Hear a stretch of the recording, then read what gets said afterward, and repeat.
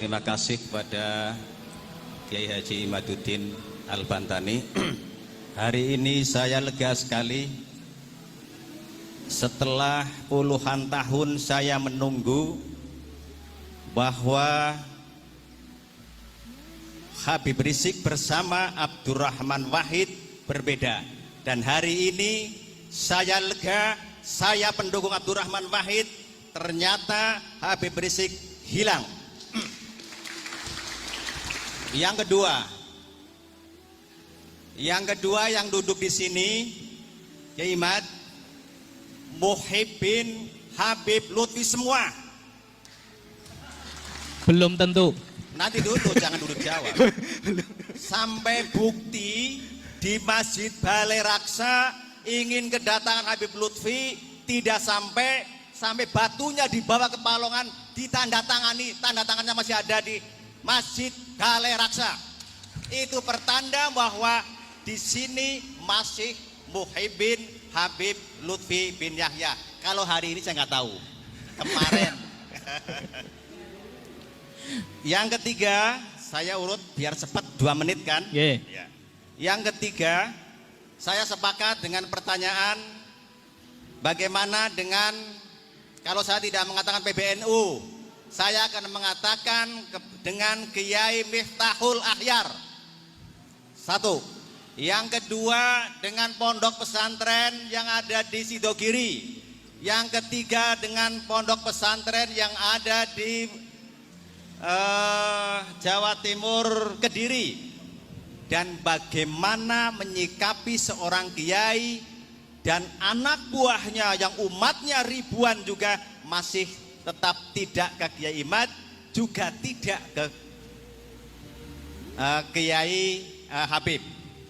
Bahkan Habib itu bernaung di situ, yaitu dan saya salah satunya adalah Muhibbin Mbah Maimun Zubair. Tapi saya sudah menentukan sikap, saya mendukung Kiai Imad. Mbah Maimun Zubair beserta kiai-kiai di bawahnya belum ada yang memberikan sikap tegas. Itu yang di tengah-tengah. Kemudian ada di Kediri, ada yang di Peloso itu, kemudian di Sidogiri. Yeah.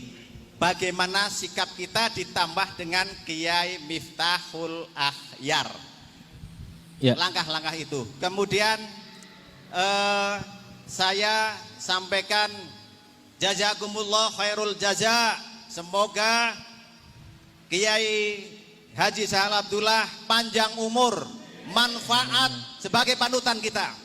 Yang kedua, Kiai Haji Imaduddin Al-Bantani, terus saya dukung perjuangannya sampai kapanpun untuk menegakkan kebenaran. Dan terakhir, kemarin masih diharamkan tentang tes DNA. Hari ini saya terjawab walaupun baru sedikit oleh pembahasan Kiai Sahal Abdullah tadi pada waktu tentang menerangkan salah satu sirnya Allah adalah tes DNA.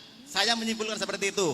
Maka saya bangga hari ini ada sedikit terjawab tentang yang mengharamkan tes DNA. Wallahu muwaffiq ila aqwamit thoriq. Assalamualaikum warahmatullahi wabarakatuh. Waalaikumsalam warahmatullahi wabarakatuh. Terima kasih. Ini sesi pertama ya.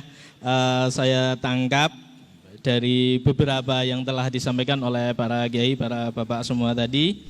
Itu ada yang curhat, ada yang testimoni, dan ada yang bertanya. Nah, saya catat yang bertanya saja. Yang pertama ini kepada Kiai Imaduddin, bagaimana supaya bisa bersinergi antara tesis Kiai Imad dengan PBNU. Ini yang pertama. Kemudian yang kedua, ini kayak semacam minta tolong ya, atau perintah ya Pak Heri ini. Perintah nanti harus nyangoni ya Pak Heri.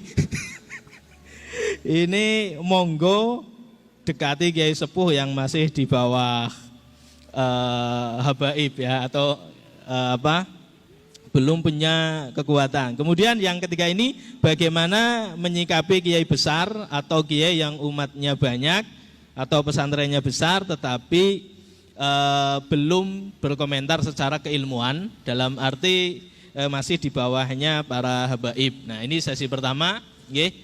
Kemudian sesi kedua nanti selain ini yang ada hubungannya dengan urusan kemerdekaan adalah hak segala bangsa. Jadi ada kaitannya dengan kebangsaan atau keindonesiaan. Monggo pada Kiai Imad 3 hal ini untuk dijawab.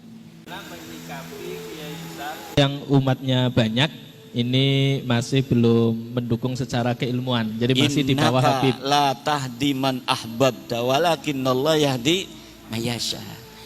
Pada zaman Nabi juga yang pertama beriman itu selain dari Sayyidatuna Khadijah, Sayyidina Ali siapa? Ammar bin Yasir. Ya kan? Siapa lagi itu? Sumayyah, kan? Orang-orang ya kelas-kelas kita semua, Bilal bin Rabah. Tapi nanti lama-lama semuanya. Kalau dari atas dulu kurang cantik, tapi kalau dari bawah luar biasa itu. Ya. Nggih. Nah, saya setuju tentang tadi antara Sayyiduna wa Maulana Abdurrahman Wahid dan Rizik Syihab. Kalau kita ingin tahu bagaimana dia menantang mubahalah kepada Gus Dur dulu.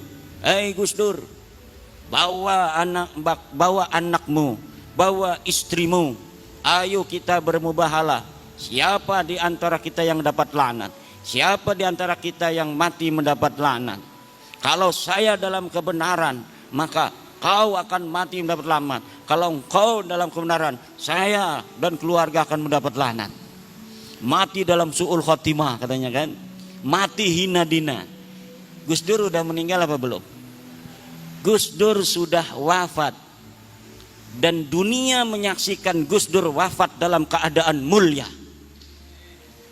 Gus Dur wafat sebagai seorang presiden yang diiringi sampai liang kuburnya dengan penghormatan paling tinggi dari negara Republik Indonesia, dihadiri oleh presiden dengan iringan la ilaha illallah oleh para santri, ribut antara pas pampres, antara protokol negara dengan protokol santri. Pas pampres pengennya pakai dar, santri ya ilaha illallah, ngacak semuanya, pengen menghormati Gus Dur untuk terakhir kali.